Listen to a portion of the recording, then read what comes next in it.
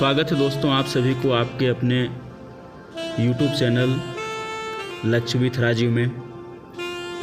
दोस्तों आप लोग के साथ में भूगोल की एक विशेष प्रश्नों की सीरीज़ शुरू किया हूँ और ये सीरीज़ लगातार जारी हो रही है और इसी का आज एक चैप्टर पुनः आपके सामने मैं प्रसारित करना चाह रहा हूँ, जो कि भारत की नदियों के ऊपर बनाई गई है। तो दोस्तों आइए देखते हैं आपके जो क्वेश्चन है, एक एक करके मैं सबके बारे में बताऊंगा। दोस्तों आप जितना अधिक हो सके इस चैनल को लाइक करो, सब्सक्राइब करो, इस वीडियो को दोस्तों में शेयर करो। आइए देखते हैं अब क्वेश्चन की ओर आते हैं। बहुत ही विशेष क्वेश्चन है दोस्तों। ये क्वेश्चन आपके पास में है, इनमें से कौन सा कथन सत्य है। क्वेश्चन को बहुत बारीकी से पढ़ना होगा तभी आपको समझ में आएगा। क्वेश्चन है, सिंधु एक हिमालय नदी है। बिल्कुल ठीक है यहाँ तक के। जो हिमालय के निर्माण के पहले भी बहती थी। बिल्कुल ठीक है। और यह 4 देशों से होकर बहती है। दोस्तों ऐसे क्वेश्चन जब तक कि आप डिटेल में नहीं पढ़ोगे तो आपको ऑब्जेक्टिव प्रश्न रटने से ऐसे क्वेश्चन कभी नहीं सोल्व कर पाएंगे। और आज जिस तरह से परीक्षा में क्वेश्चन आ रहे हैं जो कि इसी टाइप के प्रश्न पूछे जा रहे हैं, आपसे एग्जामिनर या जो आयोग है आपसे ये जानना चाहता है कि आप वास्तविक में जानते क्या हो। लेकिन जिस तरह की पढ़ाई पद्धति आज हमारे यहाँ बन गई है उसके हिसाब से दोस्तों ये तय कर पाना काफ़ी मुश्किल हो जाता है बच्चों के लिए कि वास्तविक में ऐसे प्रश्नों का आंसर क्या दें। ओके, फ़िलहाल आपको ये समझना बहुत ज़रूरी है। देखते हैं, मैं आपको एक एक करके सबको समझाऊंगा। तो सिंधु, सतलज, ब्रह्मपुत्र और गंगा। सिंधु, सतलज, ब्रह्मपुत्र, गंगा, ये सभी आपको हिमालय की नदियां हैं। हिमालय कहने का मतलब ये कि ये सब जो नदी हिमालयी क्षेत्र से निकलती है हम उसे हिमालय की नदियां कहते हैं। लेकिन ये जो क्वेश्चन है इसके पास में आपको क्या है, सिंधु एक हिमालय नदी है। बिल्कुल ठीक है, हिमालय के आसपास से इसका ओरिजिन है, जो हिमालय के निर्माण के पहले भी बहती थी। बिल्कुल ये कथन सत्य है, क्योंकि हिमालय के निर्माण के पहले ये बहती थी और आज भी ये बहते आ रही है। क्योंकि इसके ठीक नीचे में क्या था, टेथिस सागर था और इससे पहले ये सभी नदियाँ टेथिस सागर में ही अपना जल गिराती थी, जिसके कारण से तो हिमालय का निर्माण हुआ। आप लोग सभी इस चीज़ को पढ़ चुके होंगे, मैं आपको बता दिया हूँ। तो दोस्तों सिंधु नदी जो है मानसरोवर झील से होते हुए आपको पाकिस्तान की ओर प्रवेश करके अरब सागर में गिर जाती है। और ये जो नदियां हैं, ये जो नदी है ये आपका हिमालय से पहले भी था और आज भी उसी जगह पर बह रही है। लेकिन हिमालय की संरचना जो थी उसके संरचना में बदलाव आ गया, लेकिन सिंधु नदी अपना रास्ता नहीं बदली और ये जिस स्थान पर बह रही थी उसी स्थान पर वापस बहते ही गई। लेकिन यह 4 देशों से होकर के बहती है। तो दोस्तों मैं काउंट करता हूँ, आप समझेंगे। तो सबसे पहला देश है सिंधु का चीन, जहाँ से ओरिजिन हुआ है। भारत में प्रवेश करती है, भारत के बाद फिर पाकिस्तान में प्रवेश करती है। अर्थात ये जो है 3 देशों से होकर के ही जाती है। ओके, तो ये आपका ऑप्शन नंबर ए गलत है। नेक्स्ट देखते हैं, सतलुज का उद्गम स्रोत राकसताल है। मानसरोवर के पास में राकसताल से निकलती है और अपना जल चिनाब नदी में गिराती है। जी हाँ, सतलज नदी अपना जो जल है वो लास्ट में चिनाब नदी में गिराती है, सतलज, और चिनाब जा कर के सिंधु में मिल जाती है। लेकिन यह 2 देशों से होकर के गुजरती है, ये गलत है। यहाँ पर सतलज नदी भी 3 देशों में प्रवाहित होती है, चीन, भारत और पाकिस्तान। ओके, अब ऑप्शन नंबर सी में आते हैं। सिंधु, सतलज, ब्रह्मपुत्र का उद्गम लगभग एक ही स्थान से हुआ है। बिल्कुल सही है। सिंधु नदी मानसरोवर झील के पास से है ना, चेमा युंगडुंग ग्लेशियर से इसका क्या कहते हैं उद्गम हुआ है।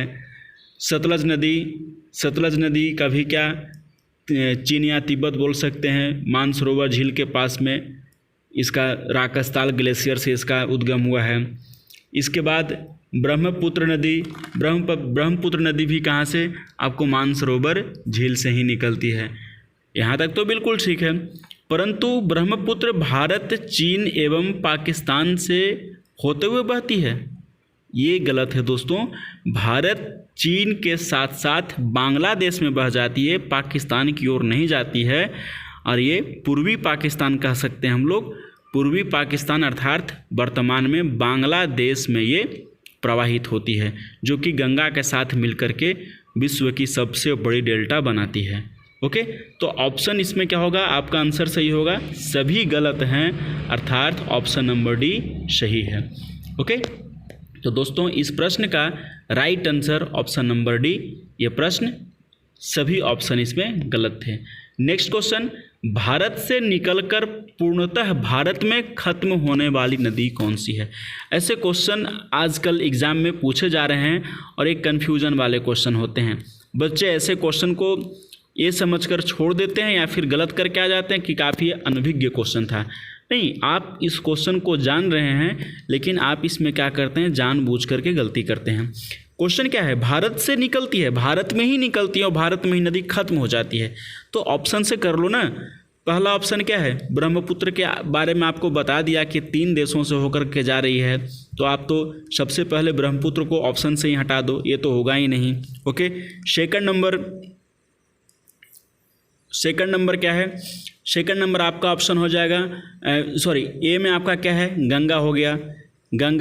गंगा के बारे में आप लोग को सभी को मालूम है, गंगा उत्तराखंड के गंगोत्री ग्लेशियर से निकलती है। और इस प्रकार से यहाँ पर क्या होगा, इसका ऑप्शन लेकिन ये इसका जो मुहाना है दोस्तों, गंगा का मुहाना आपको जा कर के एक छोर आपको चली जाती है कलकत्ता होते हुए बंगाल की खाड़ी में, और इसकी दूसरी छोर जो है आपको पद्मा चली जाती है बांग्लादेश में। तो कहने का मतलब ये कि कंप्लीट रूप से तो ये इसका अंत भारत में ही नहीं हो रहा है, तो अर्थात ये भी ऑप्शन गलत है, ये भी ऑप्शन गलत है। अब बात क्या है, पूर्णतः भारत में खत्म होने वाली। अब आइए देखते हैं, यमुना नदी जो है, यमुना नदी कहाँ से निकलती है, यमुनोत्री ग्लेशियर से निकलती है, और ये ठीक गंगा नदी में आकर के मिल जाती है। और गोदावरी नदी भी क्या है, गोदावरी नदी भी आपका नासिक से पास से निकलती है, और ये आपको अरब बंगाल की खाड़ी में जा कर के गिर जाती है। तो क्वेश्चन में क्या है, पूर्णतः भारत में खत्म होने वाली नदी। तो ऐसे प्रश्न का आंसर आप लोग क्या कर सकते हैं, पूर्णतः भारत में ये क्या है, गोदावरी जो है, गोदावरी एक आपको क्या कह सकते हैं, इसे समुद्र की ओर या अपना जो मुहाना जो है बंगाल की खाड़ी में बना रही है। हालांकि ये भारत का ही क्षेत्र है, लेकिन पूर्णतः भारत में। तो ऐसे प्रश्न का आंसर क्या होगा, Yamuna is the right answer. Okay, हालांकि विवाद के रूप में आप इस क्वेश्चन को कर सकते हैं, तो दोनों आपको यहाँ पे क्या होगा, ऑप्शन सही होंगे, यमुना और गोदावरी दोनों।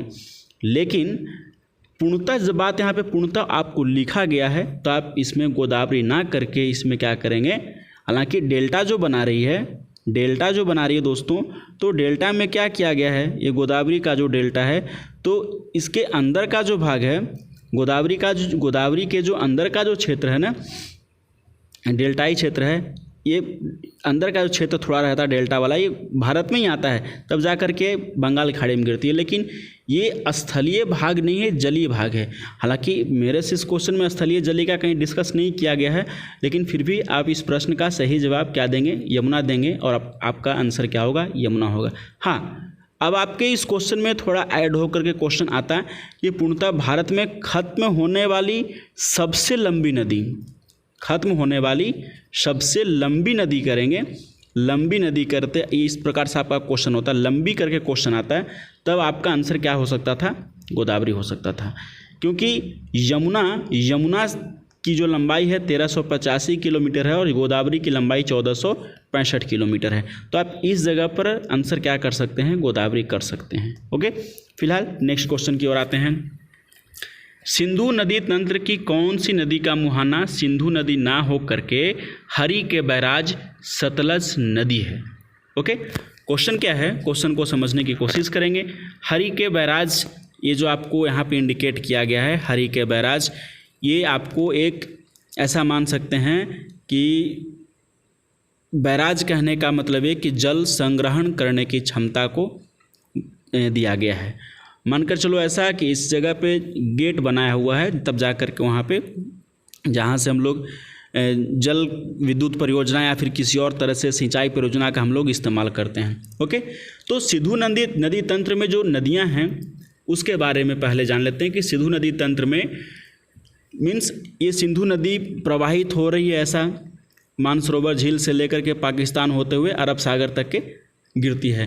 लेकिन इस नदी में बीच में से जम्मू कश्मीर से, हिमाचल से, पंजाब से कुछ नदियां आकर के इस सिंधु नदी में अपना गिरते गई है। तो इसमें जो शामिल नदी है झेलम, जम्मू कश्मीर से ही निकलती है और जाकर के सिंधु नदी में मिल जाती है।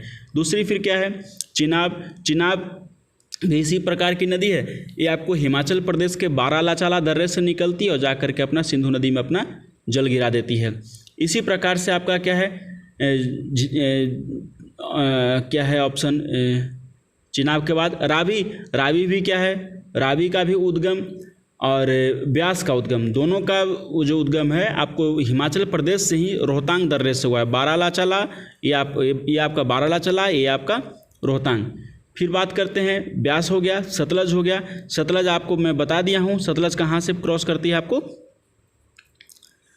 हिमाचल प्रदेश में करती है। तो इस प्रकार से सभी नदियां हैं, लेकिन इसमें से ऑप्शन में आते हैं तो मुहाना पूछा जा रहा है क्वेश्चन। मुहाना सिंधु नदी ना हो करके क्या करती है, सतलज नदी में आकर के मिल जाती है। ये नदी एक ऐसी है जो कि डायरेक्ट सिंधु नदी में अपना जल नहीं गिराती है, किसी नदी का सहारा लेती है, वो नदी जा करके फिर सिंधु नदी से कंसल्ट बनाती है। ओके, तो इस प्रश्न का आपका जवाब क्या होगा, ब्यास नदी ऐसी नदी है जो कि डायरेक्ट सिंधु नदी में नहीं गिरती, सतलज नदी में आकर गिर जाती है। सतलज नदी क्या करती है, अपना सिंधु नदी में जल छोड़ देती है। मैं इसे और वापस क्लियर करके बताऊं आपको। ये आपका सिंधु नदी है, इसमें एक एक तंत्र है, एक नदियां आकर के मिलती गई। सतलज नदी ऐसी जो कि हिमाचल प्रदेश में क्रॉस की, और यहाँ से ब्यास नदी आई जो कि चाह रही थी मिलने के लिए कहाँ पे, सिंधु नदी में जाना चाहती थी, लेकिन रास्ते में इसे क्या हो गया, सतलज नदी मिल गई। और सतलज नदी के पास में क्या कर दिया गया, ज्वाइंट इस प्लेस को यहाँ पर हरि के बैराज नाम का जगह बना दिया गया, हरि के बैराज। ओके, और यहाँ से आपको विशेष रूप से यहाँ पे जल संग्रह करके अपना कई तरीके से यहाँ से इस्तेमाल किया जा रहा है। ओके, नेक्स्ट है, गंगा नदी भारत में पर्वतीय भाग को छोड़कर मैदानी भाग में कहाँ प्रवेश करती है? बहुत इंपॉर्टेंट क्वेश्चन है, जानने लायक क्वेश्चन है ये कि गंगा नदी यूँ तो आप मानकर चलें तो जैसे उत्तराखंड से निकलती गंगोत्री ग्लेशियर से, शतोपथ हिमानी से जब निकलती हुई आती उधर से, फिर हरिद्वार में जब प्रवेश करती है तो उस स्थान पर दो नदियां अलकनंदा और भागीरथी जब मिलती है, एक ओर से भागीरथी दूसरी ओर से अलकनंदा, कौन सा जगह बताया अभी आपको, हरिद्वार के पास में। हरिद्वार के पास में जब आती है तो उस जगह को हम लोग क्या बोलते हैं, देवप्रयाग। ओके, और इस स्थान पर ही नदी क्या होती है, ये पहाड़ी क्षेत्रों को खत्म कर देती है और ये हरिद्वार से ही क्या होती है, ये अपना मैदानी एरिया को पसंद कर लेती है, मैदानी एरिया में आ जाती है। ओके, तो देखो इलाहाबाद जो ऑप्शन है पूर्णतः मैदानी है, पटना क्या है पूर्णतः मैदानी है, कानपुर क्या है पूर्णतः मैदानी है, लेकिन हरिद्वार क्या है, हरिद्वार से ही इसका मैदानी क्षेत्र में प्रवेश हो जाता है। ओके, अगले क्वेश्चन की ओर आते हैं, गंगा की सबसे अंतिम सहायक नदी कौन सी है? बहुत इंपॉर्टेंट क्वेश्चन है। सारा क्वेश्चन जो है दोस्तों आप लोग को जरूर मालूम होगा, जरूर पढ़े होंगे, आप जब तक के दिमाग पे जोर नहीं डालेंगे। ओके, तो सबसे अंतिम सहायक नदी की बात हो रही है यहाँ पर। कहने का मतलब कि आप ऐसे प्रश्न को बिल्कुल पढ़े होंगे, अनभिज्ञ नहीं है ऐसे क्वेश्चन से, लेकिन आप यूँ समझें कि ये आपको उत्तराखंड से नदी निकली है गंगा और आपको बंगाल की खाड़ी में ख़त्म हो रही है, लेकिन रास्ते में इसमें क्या है, कई नदियाँ आकर के मिलते गई है, लेकिन ऐसी नदी का नाम बताना है जो इसका लास्ट पॉइंट पर क्या बना है, इसका सहायक नदी बना है। ओके, यूँ तो आप मानो यमुना नदी जो सहायक इसकी नदी है, इसमें चंबल, सिंधु, बेतवा, केन, सॉरी चंबल सिंधु नहीं, सिंध, चंबल, सिंध, बेतवा, केन, टोन, सोन्स, है ना, ये सभी के सभी नदियाँ इसी की सहायक नदी है। और भी मैं बात करूँ इसके सोन नदी हो गया, ये सभी क्या है। इसके बाद फिर आपको इस तरफ से देख लेते हैं, रामगंगा, गोमती, घाघरा, गंडक, कोसी, महानंदा, ये सभी नदियाँ भी क्या है, सहायक नदियाँ हैं। कुछ इस तरफ से मिलने वाली थी अभी आपको बताया, और कुछ आपका इस तरफ से, मीन्स बाएं और दाएं तट से। तो क्वेश्चन आपको है दोस्तों कि अंतिम वाली तो बाएं तट से जो लास्ट नदी गंगा में मिलती है वो आपको बिहार में आप देखेंगे पुनपुन है, मीन्स डायरेक्टली बिल्कुल सीधी जा कर के मिलती है। वो कौन सी नदी है, पुनपुन है। इस तरफ से बिहार के पास में है पुनपुन नदी। लेकिन आपको इसके आगे से इस छोर पर यूँ तो बहुत सारी नदियां हैं, ऑप्शन देखो तो क्लियर होगा यहाँ पे। गंडक सबसे पहली नदी है, गंडक यहाँ पे आपको हो गई। इसके बाद बागमती, ये भी उत्तर बिहार की नदी है। कोसी, ये भी आपको बिहार की नदी है, उत्तर बिहार की नदी है। और ये आपका महानंदा जो है ना, बिहार और ये इस तरफ हो गया बिहार, और इस तरफ हो गया आपका वेस्ट बंगाल। तो बिहार और पश्चिम बंगाल की बॉर्डर के साथ साथ बहने वाली नदी कौन सी है, महानंदा, जो कि गंगा नदी की सबसे अंतिम सहायक नदी कहलाती है, महानंदा। ओके, नेक्स्ट, भारत का एकमात्र नदी जिला कौन है। नदी जिला की बात हो रहा है, अर्थात कि चारों तरफ से नदियों से घिरा हुआ है, कंप्लीट क्या है, जिला है। तो ऐसे प्रश्न में दिक्कत नहीं होना चाहिए। हालांकि आप जब मैप देखोगे, मैप देख करके इस क्वेश्चन को करोगे तो आपको काफ़ी डाउट होगा। ओके, क्योंकि जितना सारा इसमें ऑप्शन दिया हुआ है, धुबरी, माजुली, भागलपुर, जलपाईगुड़ी, लगभग सभी क्षेत्र गंगा नदी के इर्द गिर्द ही गंगा नदी के इर्द गिर्द ही डिस्ट्रिक्ट बने हैं। लेकिन इसमें माजुली है ना, तो द्वीप आप लोग पढ़े ही हैं, विश्व का सबसे बड़ा नदी द्वीप कहलाता है माजुली। और ये इसके चारों तरफ से क्या है, चारों तरफ से मीन्स ऐसा मान लेते हैं, इस प्रकार से है। ये आपका ब्रह्मपुत्र नदी है, और ये आपका बीच में माजुली द्वीप है, छोटे छोटे टुकड़ों में कई खंडों में बना हुआ है, और एक बड़ा सा यहाँ पे द्वीप बना हुआ है माजुली। जा कर के ये ब्रह्मपुत्र नदी फिर एक साथ बहती है और जा कर के बांग्लादेश में अंत में मिल जाती है। ओके, तो इस प्रकार से ये जो जगह है ना, ये क्या कहला रहा है, माजुली द्वीप इसे बोलते हैं। ओके, आंसर इसका होगा B. Next number question, Madhumati नदी कहाँ बहती है। जी हाँ दोस्तों, बहुत इंपॉर्टेंट क्वेश्चन है ये। हालांकि ये क्वेश्चन शायद पहली बार आपको मिला होगा। ओके, देश पूछा गया है तो आप इतना सा समझ लो, मधुमती नदी आपका ये आपको बांग्लादेश में बहती है, और गंगा की एक छोर है, गंगा की एक शाखा है मधुमती नदी। जब ये पद्मा की बात हो रही थी, पद्मा आप देखेंगे तो उसमें से एक ब्रांच निकली है, उसका नाम क्या है, बांग्लादेश में उसे हम लोग मधुमती के नाम से जानते हैं। ओके, नेक्स्ट, कर्नाटक के कोलार सोने की खान से निकलने वाली भारत की कौन सी नदी है। इम्पॉर्टेंट क्वेश्चन है। ओके, तो कोलार जो है, कोलार के खान से अर्थात कोलार से निकलने वाली जो नदी है वो पेन्नार नदी है, अर्थात आपका ऑप्शन नंबर क्या होगा, बी इसका राइट आंसर होगा। ओके, नेक्स्ट नंबर क्वेश्चन, धुआंधार या कपिल धारा जलप्रपात किस नदी पर है। आप सभी को मालूम होगा कि धुआंधार या कपिल धारा जलप्रपात आपको कौन सी नदी पर है, नर्मदा नदी पर है, जो कि जबलपुर के पास में आता है। जबलपुर के पास में है कपिल धारा या धुआंधार जलप्रपात इसे बोलते हैं।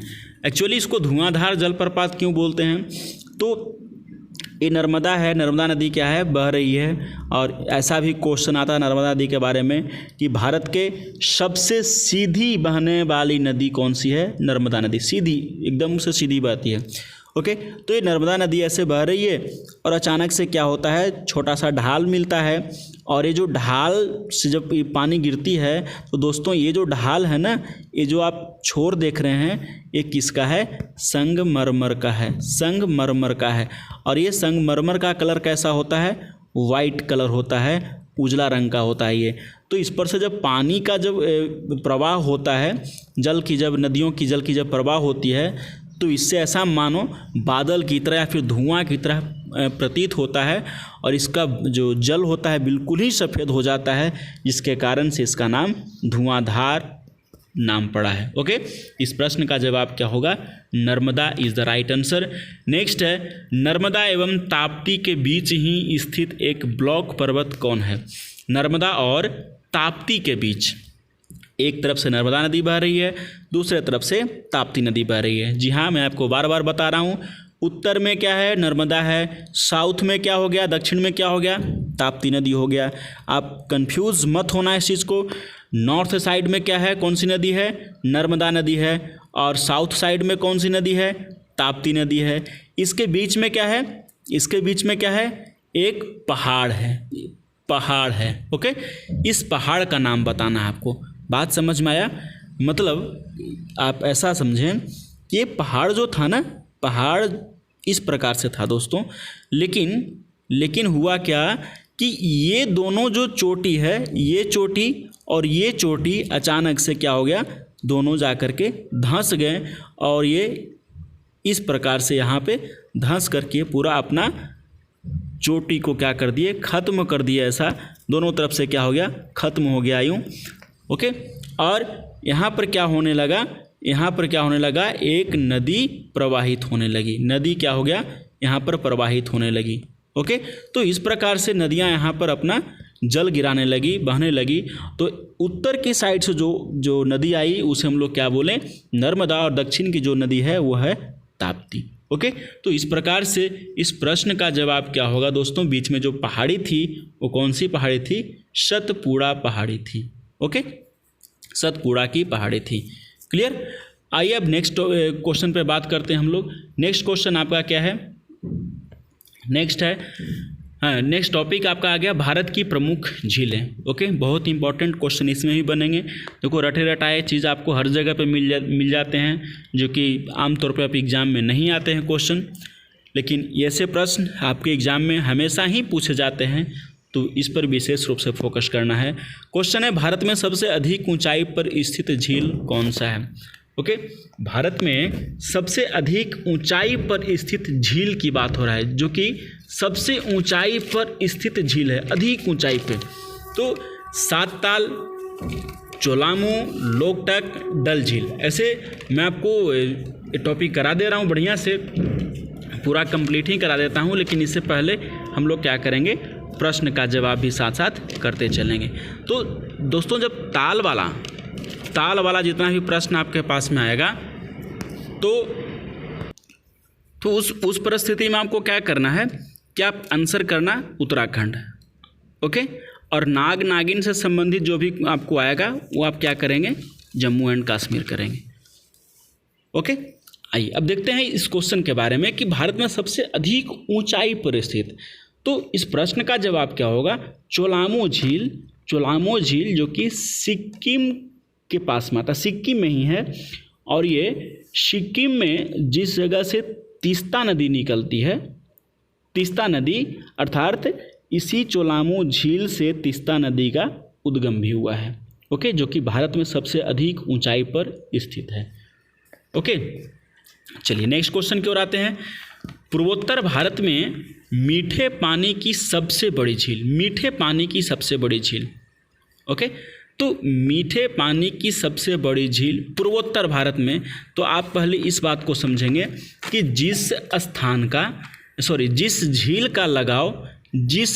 का लगाव ये पश्चिमी या पूर्वी घाट के समुद्र के जल के साथ जब हो जाएगा, तो आप समझ सकते हैं कि उस झील का या उस ऑटोमेटिक उस झील का जो पानी होगा उसका स्वाद भी खारा ही हो जाएगा। ओके, लेकिन और अन्य पर्वतीय क्षेत्र में जब आप आएंगे पर्वतीय क्षेत्र में जब आप आएंगे तो उन जगहों पर मीठे पानी की झील मिलेगी। अपवाद के लिए राजस्थान में जितनी झीलें हैं लगभग वहाँ की झीलें की जो पानी का स्वाद है वो खारा है, परंतु इन स्थानों में और भी जो पर्वतीय क्षेत्र हैं उन स्थानों पर क्या है, मीठे पानी का है। तो आपसे क्वेश्चन जो पूछा जा रहा है दोस्तों, पूर्वोत्तर भारत की मीठे पानी की सबसे बड़ी झील, तो सात ताल आपको बता दिया। सात ताल उत्तराखंड की झील है। चोलामू झील आपको तुरंत ही बताया, ये कहाँ है, सिक्किम में है। और लोकटक झील मणिपुर में है। डल झील आपका जम्मू कश्मीर में है। देखो सभी के सभी यहाँ पे क्या मीठे पानी की झील है।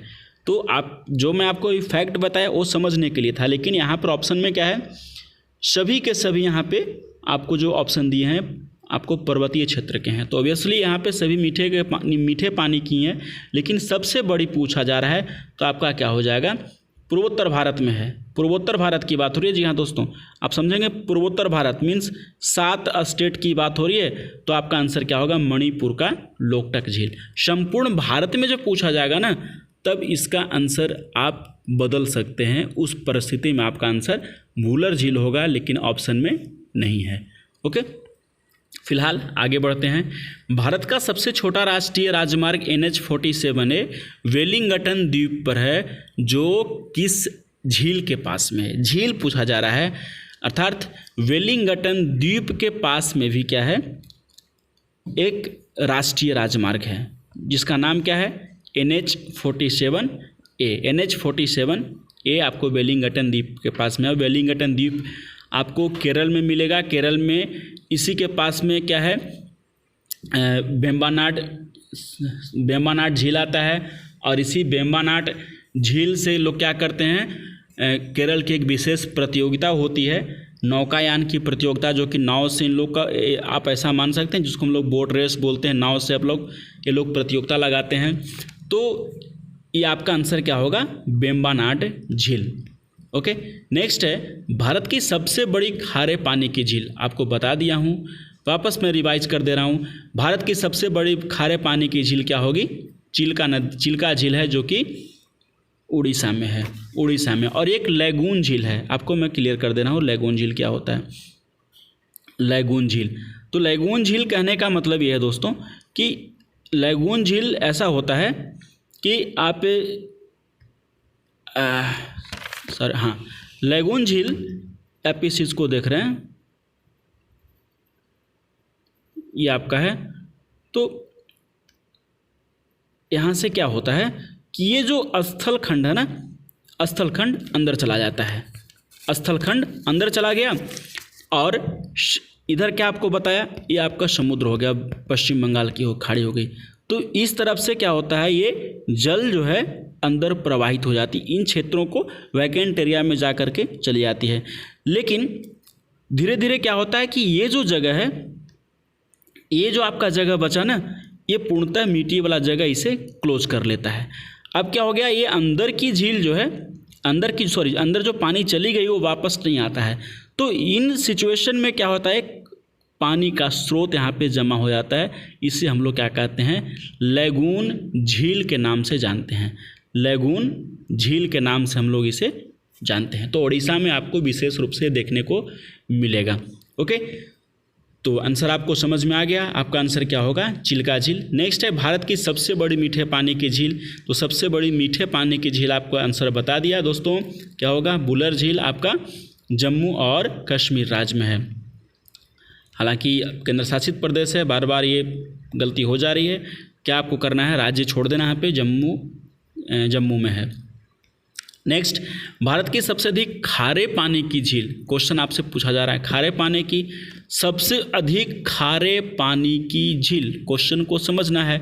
अभी हमने क्या किया, सबसे 14 नंबर क्वेश्चन देखेंगे। 14 नंबर क्वेश्चन में क्या था कि भारत की सबसे बड़ी खारे पानी की झील, सबसे बड़ी, यहाँ पे ध्यान देना है, सबसे बड़ी खारे पानी की झील, बड़ी खारे पानी की, तो हमने क्या किया, चिल्का किया। हमने क्या किया, चिल्का किया। लेकिन यहाँ जो क्वेश्चन आ रहा है, क्वेश्चन क्या है, सबसे अधिक खारे पानी की, मीन्स टेस्ट ऑफ वाटर के अनुसार जब वाटर को टेस्ट किया तो सबसे अधिक खारापन जो मिला मुझे वो सांभर झील जो कि राजस्थान में स्थित है, इस स्थान पर मिला। ओके, लेकिन चिल्का झील कहाँ मिला था? बंगाल की खाड़ी के पास में उड़ीसा में मिला था। कारण आपको समझ में आ गया। सांभर झील क्या है? यहाँ पर पानी ऑलरेडी भरा पड़ा हुआ है, निकलने का कोई स्रोत नहीं है। लेकिन बुलर झील के साथ क्या है? लैगून झील था ना ये। तो जब ये मुहाना ये जो क्षेत्र था कभी क्लोज हो जाता है तो कभी खुल जाता है। क्लोज होने पर अंदर से पानी, बाहर से पानी अंदर की ओर आ जाता है, और बंद होने पर पानी बंद हो जाता है। तो इसके कारण से ज़्यादा कुछ इफेक्ट नहीं पड़ता है। नेक्स्ट है भारत की सबसे बड़े कृत्रिम झील। कृत्रिम का मतलब मैनमेड, जिसको इंसान ने बनाया है, वो कौन सा झील है? तो ये गोविंद बल्लभ पंत सागर, गोविंद बल्लभ पंत सागर, जो कि रिहंद नदी है। यूपी, एमपी, राजस्थान, इससे 3 राज्य लाभान्वित हैं। तो तीनों राज्य में इसका पानी जाता है, और ये भारत का सबसे बड़ा क्या है? कृत्रिम झील बनाया गया है। और इस पर रिहंद बांध बनाया गया है दोस्तों, रिहंद नदी के ऊपर में ही। ओके, आइए नेक्स्ट क्वेश्चन पे चलते हैं। नेक्स्ट नंबर क्वेश्चन आपका है, कोलेरू किस प्रकार की झील है? कोलेरू। ओके, तो कोलेरू के बारे में आपको सबसे पहले ये जानना जरूरी है कि कोलेरू आपको किस राज्य में मिलेगा। ओके, तो आपको मैं भी तुरंत बताया हूँ कि जब भी आपको समुद्र के किनारे वाले होंगे, समुद्र के किनारे वाले जो भी झील मिलेंगे वो आपको साल्टी वाटर लेक होगा। ओके, तो कोलेरू आपको आंध्र प्रदेश के पास में आता है, मीन्स आंध्र प्रदेश में है। और ऑप्शन के अनुसार देखना, आपको मीठे पानी की झील है, मीठे पानी की सबसे बड़ी झील है, खारे पानी की सबसे बड़ी झील है अर्थात, या फिर क्या है? खारे पानी की झील है। आपको यहाँ पे हर तरह से मैं क्वेश्चन करा दिया हूँ, लेकिन जो सबसे बड़ी वाली है ऑप्शन को काट देना है, क्योंकि मीठे पानी की सबसे बड़ी झील बुलर झील हो गया, खारे पानी की सबसे बड़ी झील चिल्का झील हो गया, तो ये कोलेरू होगा ही नहीं। अब बात हुई टेस्ट के अनुसार किस प्रकार की है, तो मीठा है या फिर खारा है। तो आपको क्या कराया? आंध्र प्रदेश में है, तो आपका आंसर क्या होगा? खारा होगा। ओके, नेक्स्ट है केबुल लामजाओ तैरता हुआ राष्ट्रीय पार्क किस राज्य में स्थित है? तो दोस्तों केबुल लामजाओ मणिपुर में लोकटक झील के पास में स्थित है, और ये तैरता हुआ ये क्या है? राष्ट्रीय पार्क है, जो कि मणिपुर में स्थित है। ओके, नेक्स्ट नंबर क्वेश्चन, नौकायान के लिए विशेष प्रतियोगिता वेम्बनाड झील में वेलिंगटन द्वीप के पास से शुरू होती है, जो किस राज्य में स्थित है? ये भी करा दिया आपको। तो इसकी शुरुआत केरल में वेलिंगटन द्वीप अर्थात वेम्बनाड झील से होती है। तो दोस्तों इस प्रकार से आपका ये एक आज का जो सीरीज है वो कंप्लीट हुआ। तो आप बस इसी तरह से अपने इस चैनल को प्यार देते रहें दोस्तों, और जितना अधिक हो सके वीडियो को शेयर करें, लोगों को बताएं। और कोई भी जितने सारे यहाँ पे प्रश्न हैं दोस्तों, ये क्वेश्चन कोई फालतू नहीं है, सभी क्वेश्चन सेलेक्टेड हैं। आप ढंग से पढ़ाई करेंगे, इसके बारे में जानेंगे आप, तो वास्तविक में बहुत मज़ा आएगा अभी। और तो फिर मिलते हैं हम अगले वीडियो में, तब तक के लिए बाय बाय।